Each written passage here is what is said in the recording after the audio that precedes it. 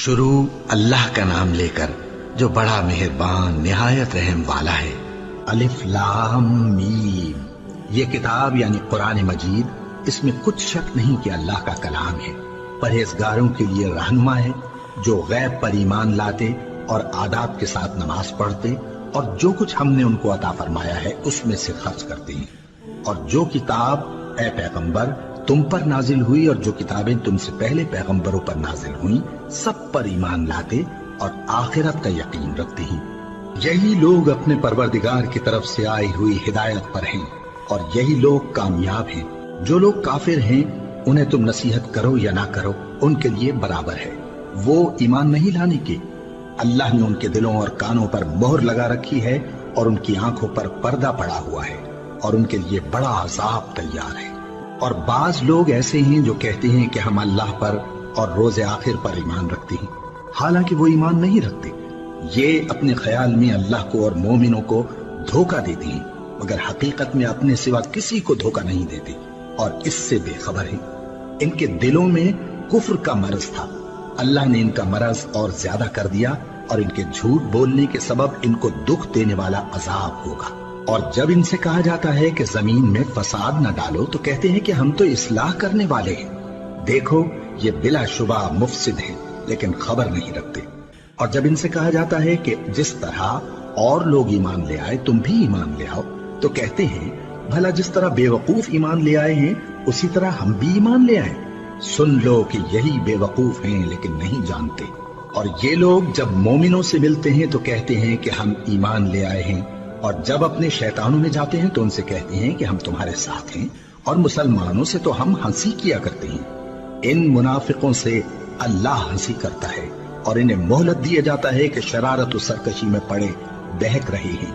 ये वो लोग हैं जिन्होंने हिदायत छोड़कर गुमराही खरीदी तो न तो इनकी तिजारत ही ने कुछ नफा दिया और न ये हिदायत याब ही हुए। इनकी मिसाल उस शख्स की सी है जिसने शबे तारीख में आग जलाई।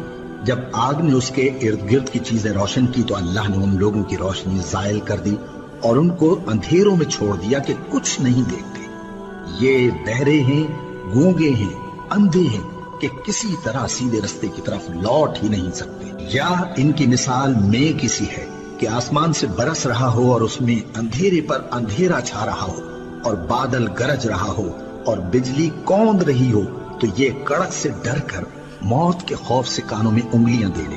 और अल्लाह काफिरों को हर तरफ से घेरे हुए है। करीब है कि बिजली की चमक इनकी आंखों की बसारत को उचक ले जाए। जब बिजली चमकती और इन पर रोशनी डालती है तो उसमें चल पड़ते हैं और जब अंधेरा हो जाता है तो खड़े के खड़े रह जाते हैं। और अगर अल्लाह चाहता तो इनके कानों की सुनवाई और आंखों की बीनाई दोनों को जायल कर देता। बिलाशुबा अल्लाह हर चीज पर कादिर है। लोगों अपने परवरदिगार की इबादत करो जिसने तुमको और तुमसे पहले लोगों को पैदा किया ताकि तुम उसके अजाब से बचो। जिसने तुम्हारे लिए जमीन को बिछोना और आसमान को छत बनाया और आसमान से मे बरसाकर तुम्हारे खाने के लिए अनवा अक़साम के मेवे पैदा किए।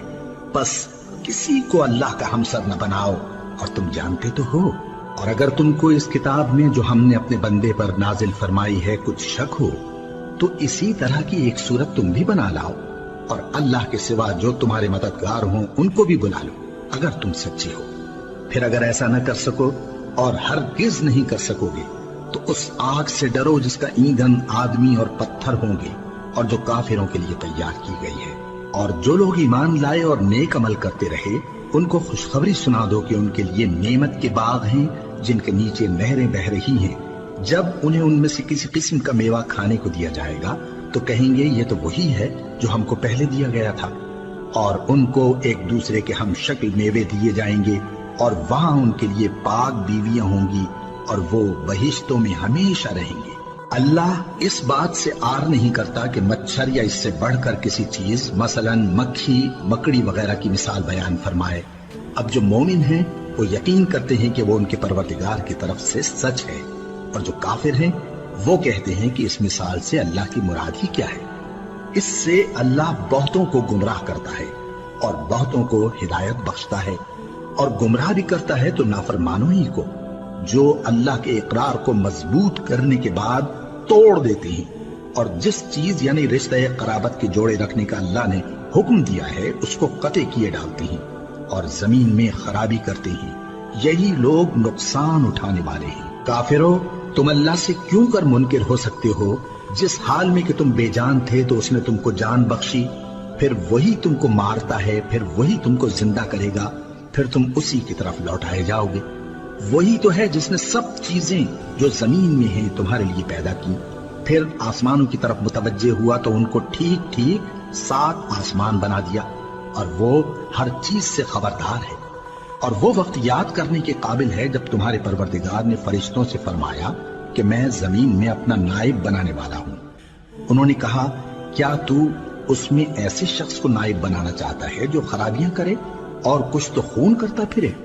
اور ہم تیری تعریف کے ساتھ تسبیح و تقدیس کرتے رہتے ہیں۔ فرمایا، میں وہ باتیں جانتا ہوں جو تم نہیں جانتے۔ اور اس نے آدم کو سب چیزوں کے نام سکھائے، پھر ان کو فرشتوں کے سامنے کیا اور فرمایا کہ اگر سچے ہو تو مجھے ان کے نام بتاؤ۔ انہوں نے کہا، تو پاک ہے، جتنا علم تو نے ہمیں بخشا ہے اس کے سوا ہمیں کچھ معلوم نہیں، بے شک تو دانا ہے، حکمت والا ہے۔ تب اللہ نے آدم کو حکم دیا کہ آدم، تم ان کو ان چیزوں کے نام بتاؤ۔ سو جب انہوں نے ان کو ان کے نام بتائے تو فرشتوں سے فرمایا، کیا میں نے تم سے نہیں کہا تھا کہ میں آسمانوں اور زمین کی سب پوشیدہ باتیں جانتا ہوں، اور جو تم ظاہر کرتے ہو اور جو پوشیدہ کرتے ہو سب مجھ کو معلوم ہے۔